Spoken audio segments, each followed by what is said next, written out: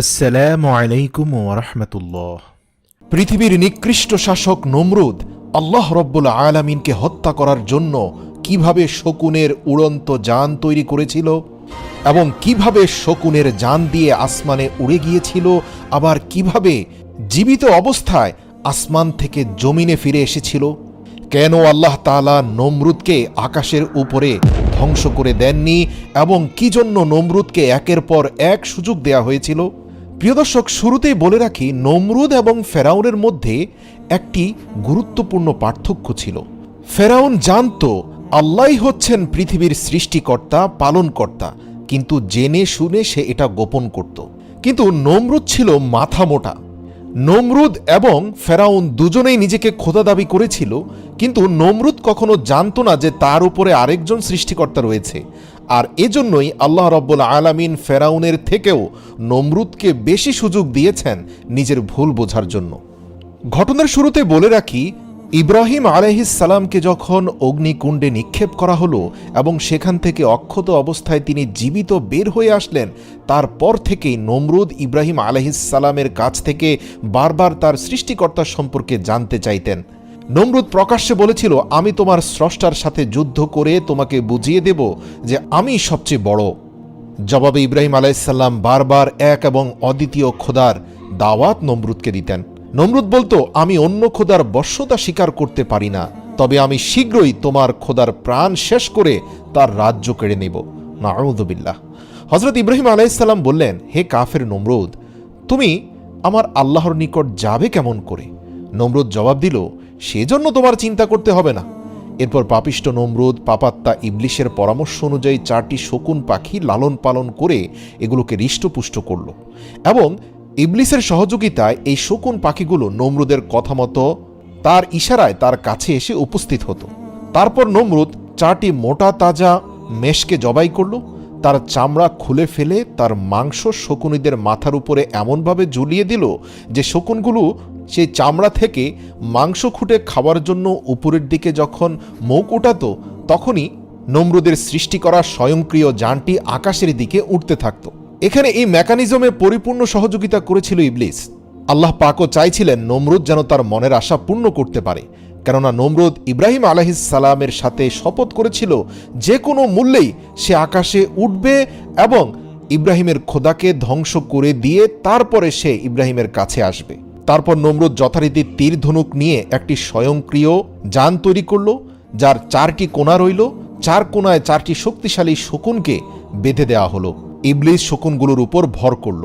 অতপর শকুনগুলো নমরুদের ঝোলানো মেষের চামড়ার দিকে মুখ উঠানো মাত্রই যানটি আস্তে আস্তে উপরের দিকে উঠতে থাকলো, কেননা শকুনগুলো সেই মাংস খাওয়ার জন্য উঠছিল। এভাবে শকুন 4টা মাংস দেখে তা ধরার জন্য ক্রমে ঊর্ধ্ব অভিমুখে উঠতে লাগলো। সেই সাথে নমরুদের সেই স্বয়ংক্রিয় যানটিও উপরে উঠতে লাগলো। নমরুদ নিজের জন্য কয়েকদিনের উপযোগী খাদ্য ও পানীয়র সঙ্গে নিয়েছিল। এভাবে একাধারে 3 দিন 3 রাত ক্রমাগত উপরে আরোহণ করার পর সে মনে করল যে এখন আসমানের খোদার একেবারে নিকটে চলে এসেছে। নাউযুবিল্লাহ। এরপর নমরুদ সেখান হতে উপরের দিকে কতগুলো তীর নিক্ষেপ করল। আল্লাহ তাআলা ফেরেশতা জিবরাইল আলাইহিস সালামকে বললেন, জিবরাইল, আমি আমার পরম শত্রুকেও নিরাশ করি না, তুমি নমরুদের মনের আশা পূর্ণ করে দাও। তার নিক্ষিপ্ত তীরের প্রত্যেকটির মাথায় একটি মাছের রক্ত মেখে দাও, যাতে নমরুদের এ ধারণা হয় যে সে আসমানের খোদাকে নিহত করেছে। ফেরেশতা জিবরাইল আলাইহিস সালাম আল্লাহর আদেশ অনুসারে নমরুদের তীরের মধ্যে রক্ত মাখিয়ে আবার এমনভাবে নিচে প্রেরণ করল যাতে নমরুদের স্বয়ংক্রিয় যানের উপরে অধিকাংশ তীর এসে পড়ল। ওই রক্তমাখা তীরগুলো নমরুদের শক্তিচালিত রথের উপর পতিত হলো, যা দেখে নমরুদ খুবই খুশি হলো এবং সে ধরে নিল ইব্রাহিমের খোদাকে সে নিহত করতে পেরেছে এবং অত্যন্ত আনন্দ নিয়ে সে এবার নিচে নেমে আসার সিদ্ধান্ত নিল। কিন্তু ভাবনায় পড়ে গেল যে সে নিচে নামবে কি করে। পাপিষ্ট ইবলিশ তার আবার সর্বক্ষণিক বন্ধুর মতো তাকে পরামর্শ দিয়ে বলল, তুমি মেষের মাংস বিশিষ্ট চামড়াগুলোকে এবার শকুনের নিচের দিকে নামিয়ে নিয়ে আসো, এমনভাবে নামাও যেন শকুনগুলো ধরতে না পারে। এভাবে শকুনগুলোর মাথা নিচের দিকে নেমে গেলে তোমার যানটিও নিচের দিকে নেমে যাবে। এভাবে আবার একাধারে 3 দিন 3 রাত নামার পর নমরুদ জমিনে এসে পৌঁছালো। পাপিষ্ঠ নমরুদ তখন গৌরবের অহমিকায় অস্থির হয়ে পড়ল। মাটিতে নেমে প্রথমেই সে গেল হজরত ইব্রাহিম আলাইহিসসালামের কাছে।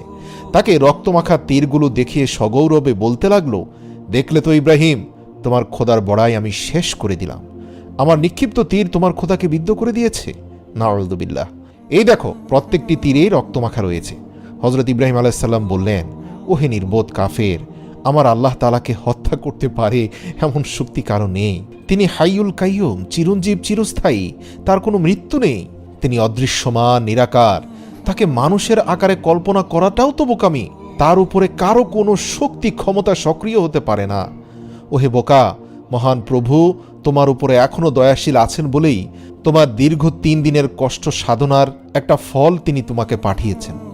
এখনো সময় আছে, তার উপর ঈমান আনো। কথাগুলো শুনে নমরুদ প্রচণ্ড রাগান্বিত হয়ে বলল, বলো তোমার খোদার শূন্য সংখ্যা কত? আমি এক্ষুনি তোমার খোদাকে শেষ করে দিচ্ছি। হযরত ইব্রাহিম আলাইহিস সালাম বললেন, আমার খোদার সৈন্য সামন্ত এর সংখ্যা আমি নিজেও জানি না, তা অসংখ্য, কেউ এর সংখ্যার হিসাব দিতে পারবে না।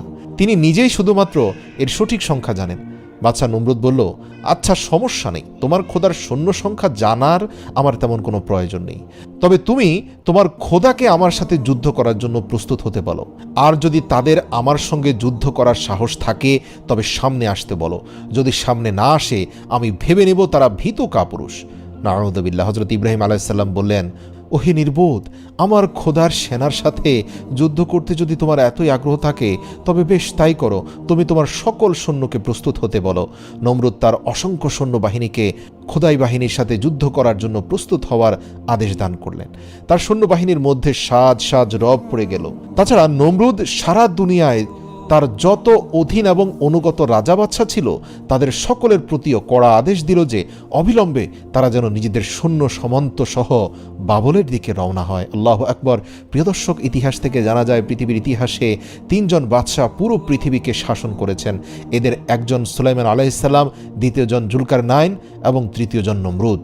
নমরুদের নির্দেশে পুরো বিশ্বের সকল সৈন্যবাহিনী এক প্রবল আসমানি সৃষ্টিকর্তার বিরুদ্ধে যুদ্ধের জন্য প্রস্তুত হলো। আল্লাহু আকবার।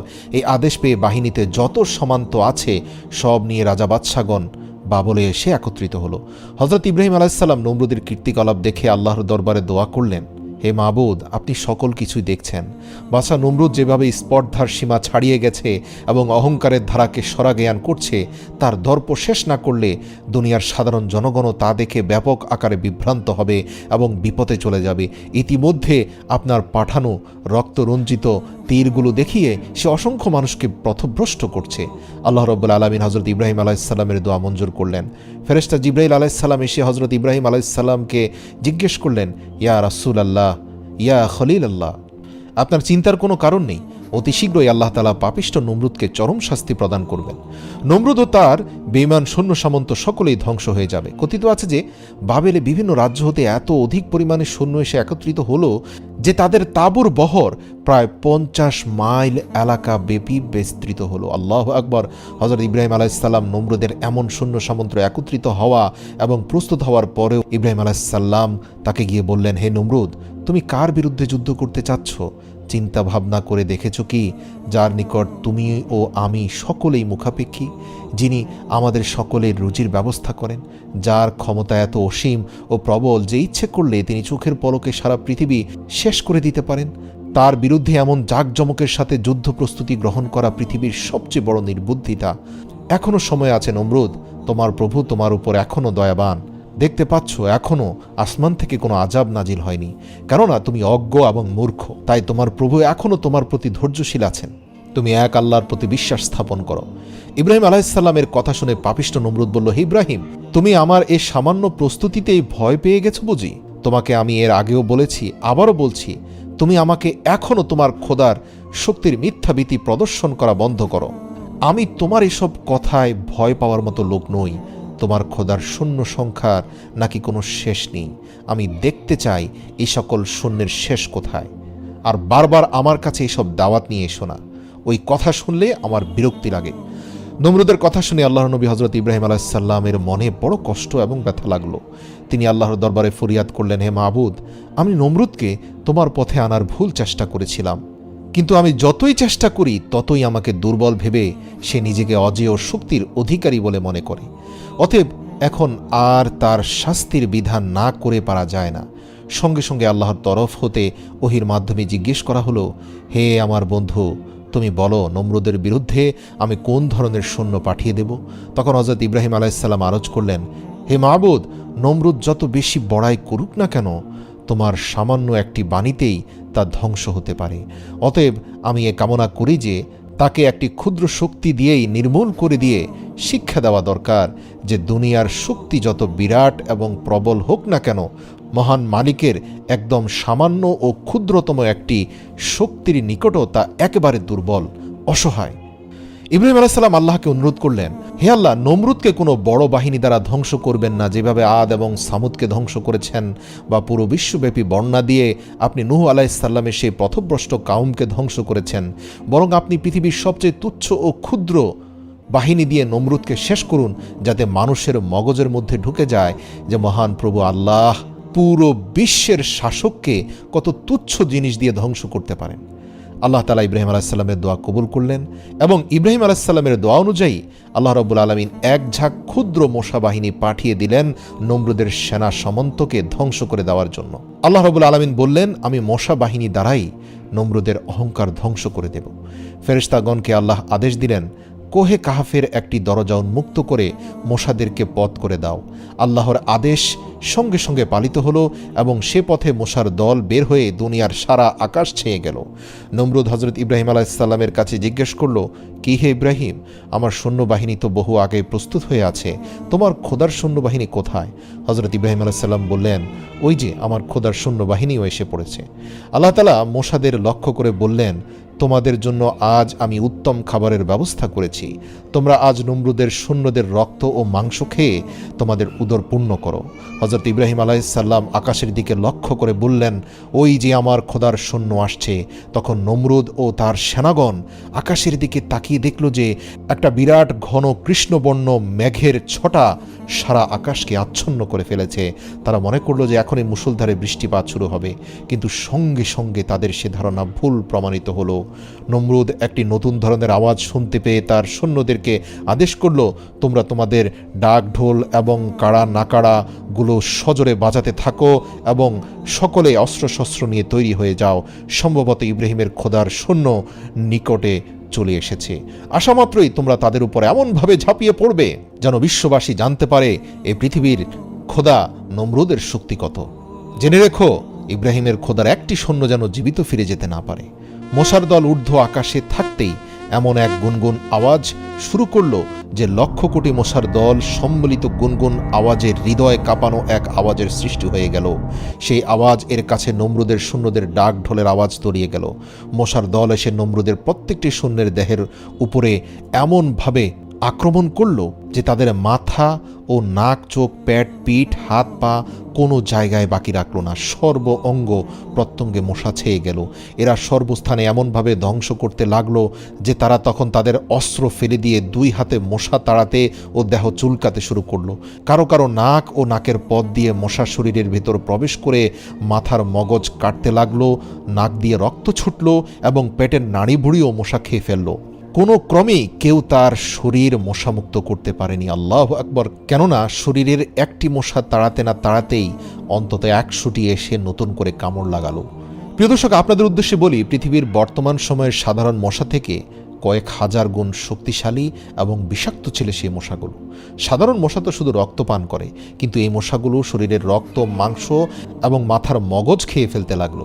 এভাবে কিছুক্ষণের মধ্যে নমরুদের প্রত্যেকটি সৈন্যের দেহের সমস্ত রক্ত, মাংস এবং মগজ শেষ হয়ে গেল।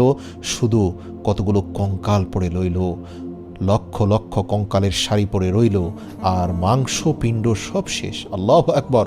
সৈন্যগণ যে যেখানে দাঁড়িয়েছিল সে সেখানেই একইভাবে দাঁড়িয়ে রইল কঙ্কাল আকারে।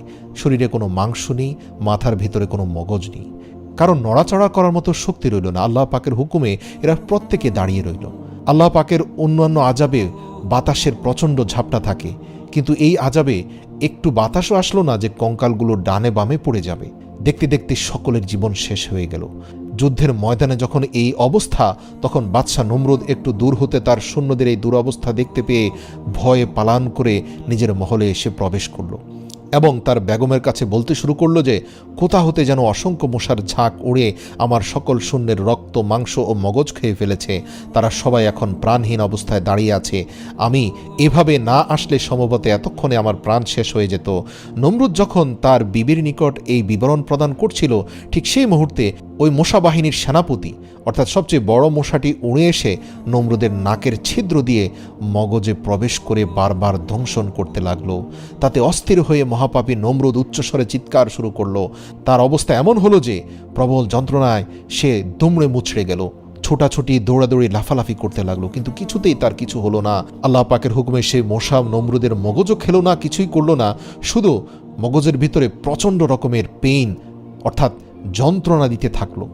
নমরুদের মাথার ভেতরে বসে সেই মশা নমরুদের মাথার মগজ নিয়ে খেলাধুলা শুরু করলো। অস্থিরতায় পাগলের মতো এদিক সেদিক দৌড়াতে লাগলো নমরুদ। এই মারাত্মক অবস্থা থেকে সে কিভাবে মুক্তি পেতে পারে উপায় খুঁজতে লাগলো। বাদশা দিশেহারা হয়ে নিজের পায়ের জুতা খুলে নিজেই তার মাথায় আঘাত করতে লাগলো। তখন মশাটির দংশন একটু কমলো, এতে নমরুদ আরাম বোধ করলো।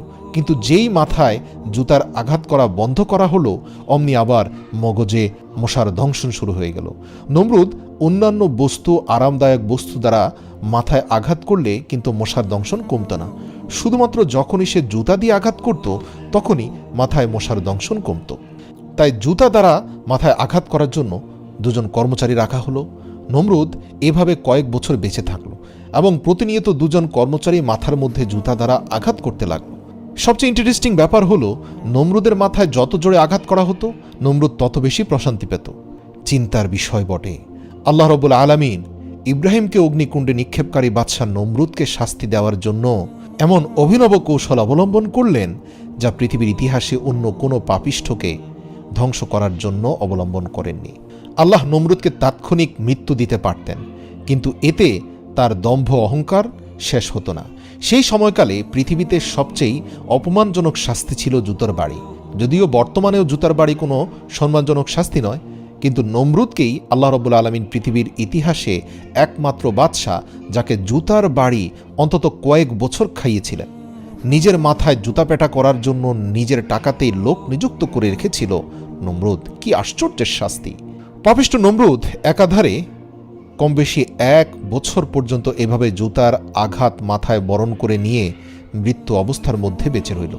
যে নমরুদ চরম অহংকারের সাথে নিজেকে খোদা দাবি করেছিল, যে সারাজাহানের প্রতিপালক মহান আল্লাহ তাআলার সাথে মহাপ্রতাপের সাথে যুদ্ধ ঘোষণা করেছিল, আজ তার কি চরম দুর্দশা, ও কি চরম পরিণতি! এক পর্যায়ে এসে নমরুদের প্রজাগণ এই বিষয়টি নিয়ে খুবই চিন্তাভাবনা করতে লাগলো। আল্লাহর করুণার শেষ নেই, তিনি অফুরন্ত দয়া ও মমতার আধার।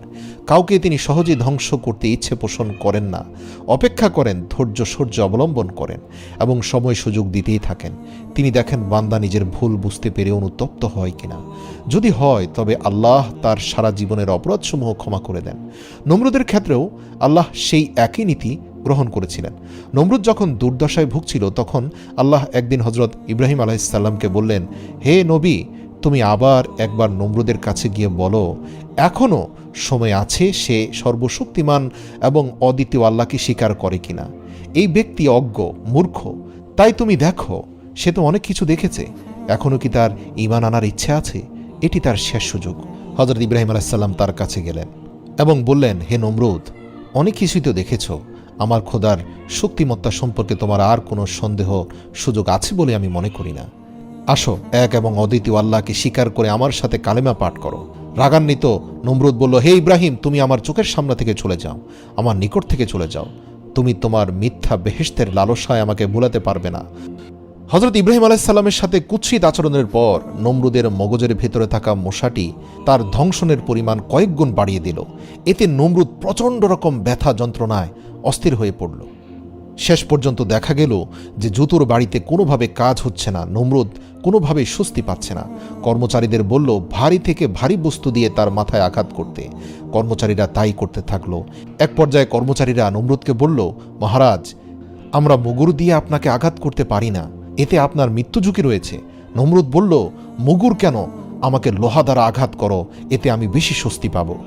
বাদশার চিৎকার চেঁচামেচিতে এক হুলস্থুল পরিস্থিতি সৃষ্টি হলো। তখন কর্মচারীদেরকে রাজ্যের সবাই তিরস্কার করতে থাকলো যে তোমরা কেন বাদশাকে জোরে আঘাত করছো না।